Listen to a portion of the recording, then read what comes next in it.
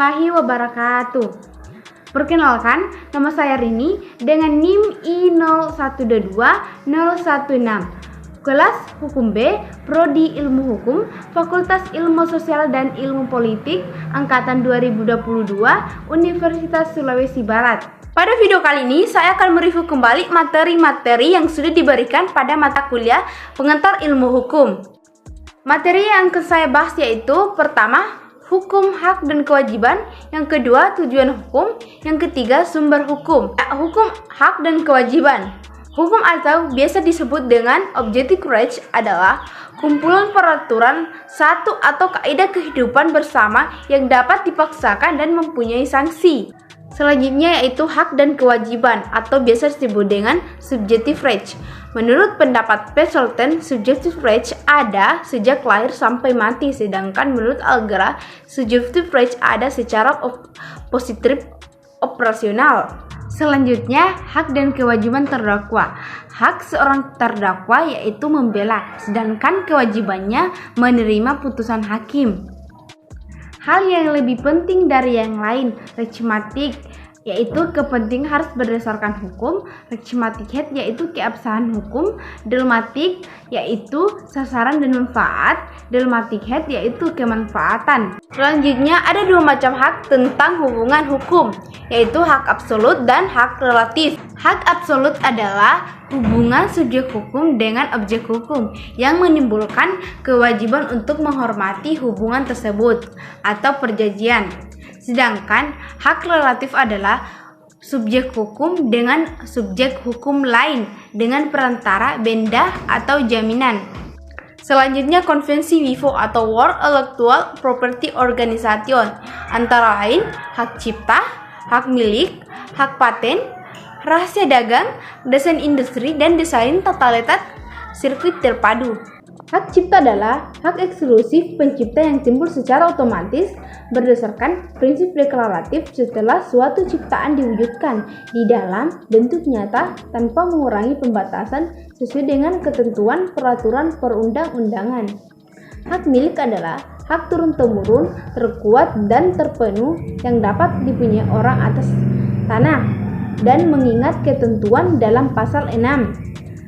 Hak paten. Hak paten adalah hak eksklusif yang diberikan oleh negara kepada inventor atas invensi di bidang teknologi yang ditemukannya.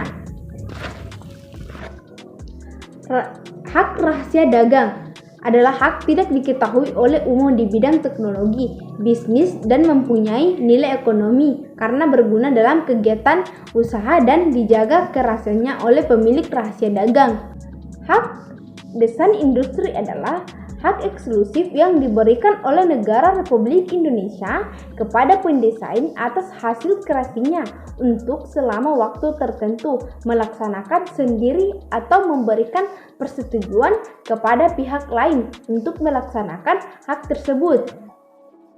Hak desain tata letak sirkuit terpadu adalah hak eksklusif yang diberikan oleh negara Republik Indonesia kepada pendesain atas hasil kreasinya.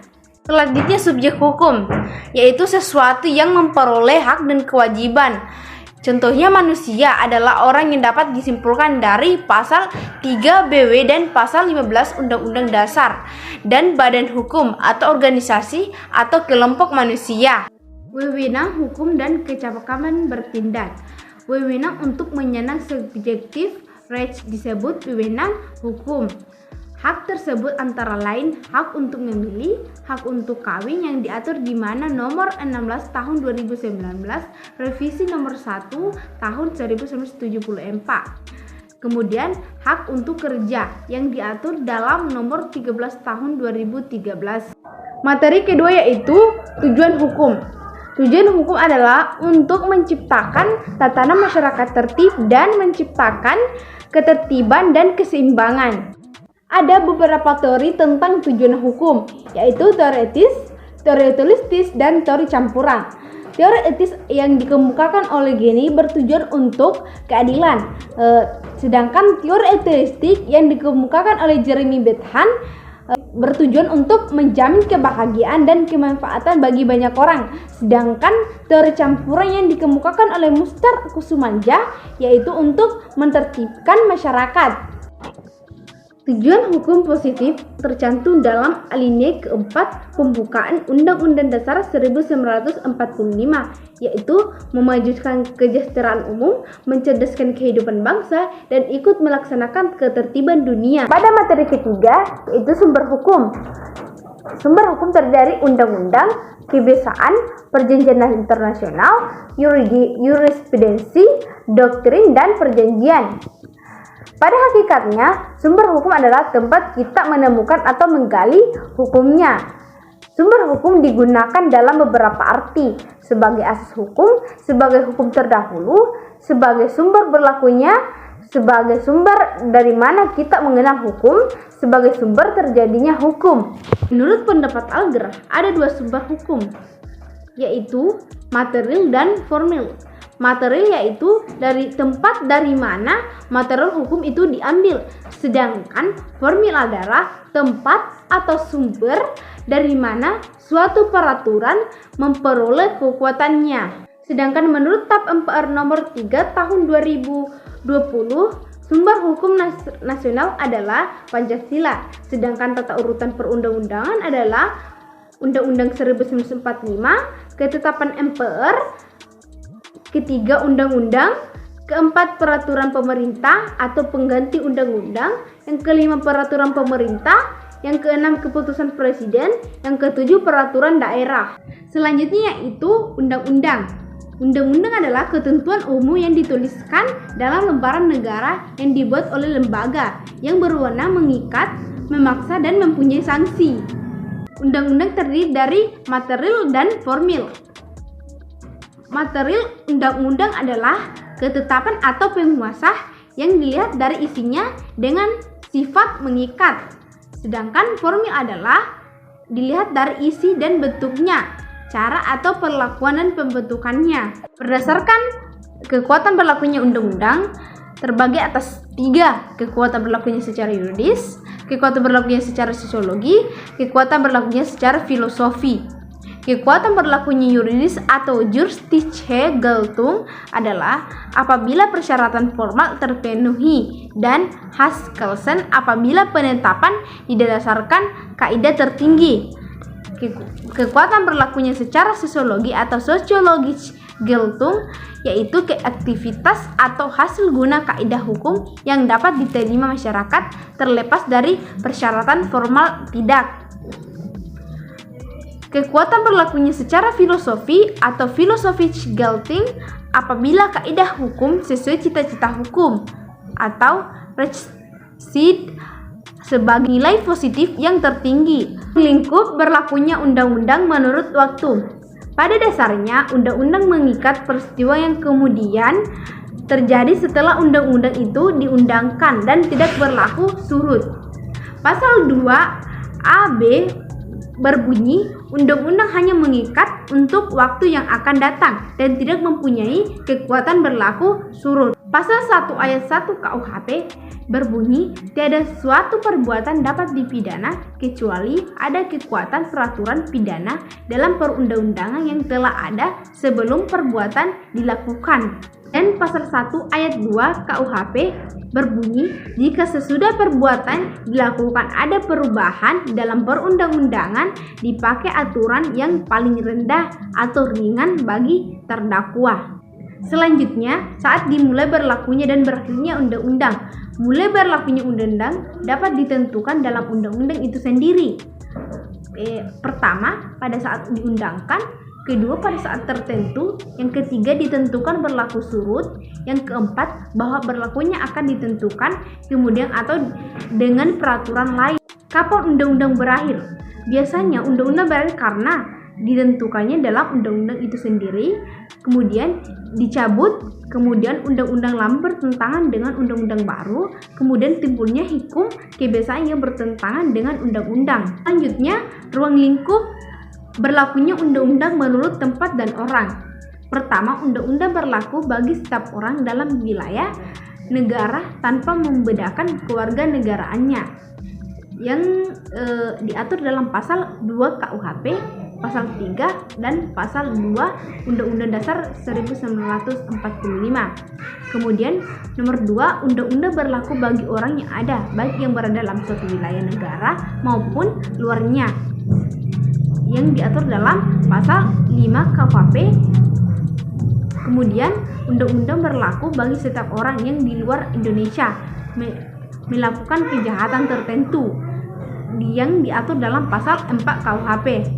Selanjutnya, sumber hukum kebiasaan atau tradisi. Sumber hukum kebiasaan adalah sumber hukum yang tertua yang digali dari sebagian hukum di luar undang-undang. Dalam pasal 15AB berbunyi, selain pengecualian-pengecualian yang ditetapkan mengenai orang-orang yang dipersamakan, maka kebiasaan tidak merupakan hukum, kecuali apabila undang-undang menetapkan demikian. Persyaratan untuk menjadi hukum kebiasaan. Syarat secara material yaitu kebiasaan harus terulang rangkaian perbuatan yang sama dan berlangsung lama. Syarat secara intelektual harus menimbulkan opini, harus menimbulkan opiniones chatitatis atau keyakinan umum bahwa perbuatan itu merupakan kewajiban hukum. Yang ketiga, ada akibat hukum bila dilanggar. Selanjutnya, sumber hukum perjanjian internasional atau treaty. Treaty adalah sumber hukum dalam arti formal karena harus memenuhi persyaratan formal tertentu untuk dapat dinamakan perjanjian internasional. Pasal 11 Undang-Undang Dasar berbunyi, Presiden dengan persetujuan DPR menyatakan perang, membuat perdamaian dan perjanjian dengan negara lain. Treaty harus mengandung materi, yaitu soal-soal dapat mempengaruhi haluan politik di luar negeri, dan perjanjian kerjasama ekonomi atau pinjaman uang, dan sistem perundang-undangan warga negara dan hakim. Selanjutnya, sumber hukum jurisprudensi. Jurisprudensi menurut Applebaum adalah faktor pembantu pembentukan hukum. Lemire atau kesadaran hukum sebagai determinan pembentukan hukum. Jurisprudensi atau putusan hakim mengikat orang-orang tertentu saja, sedangkan undang-undang konkret mengikat setiap orang. Undang-undang adalah peraturan bersifat umum dan tidak menyediakan peraturan khusus untuk setiap peristiwa konkret. Hakimlah yang harus mencari hukumnya bagi setiap peristiwa konkret atau jurisprudensi. Selanjutnya, sumber hukum doktrin. Doktrin adalah pendapat yang dikeluarkan oleh para ahli hukum ternama. Doktrin memiliki keterkaitan dengan jurisprudensi, yaitu sebagai bahan yang biasanya dikutip oleh para hakim dalam membuat sebuah keputusan. Doktrin juga sering digunakan untuk memantapkan keyakinan seseorang terhadap suatu hal. Doktrin adalah bagian dari penegasan suatu kebenaran. Doktrin adalah kata yang sering digunakan dalam konteks agama, hukum, politik, hingga militer. Selanjutnya, sumber hukum perjanjian. Menurut teori klasik, perjanjian adalah suatu perbuatan hukum yang berisi dua, yang atas sepakat untuk menimbulkan akibat hukum.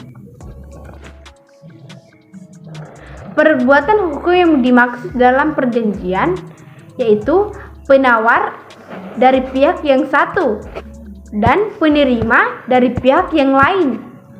Bedakan janji dan perjanjian. Janji tidak disanksi dan perjanjian bisa digugat. Unsur-unsur perjanjian terbagi atas tiga, yaitu essentalia, naturalia, dan accidentalia. Asas-asas dalam perjanjian yaitu konsensualisme, kesepakatan, dan kebebasan berkontrak. Menurut mazhab historis, satu-satunya sumber hukum adalah kesadaran suatu bangsa. Sedangkan menurut Paul Sultan, kesadaran hukum adalah suatu kategori atau pengertian aparitas yang menyebabkan kita dapat memisahkan hukum dan kebatinan.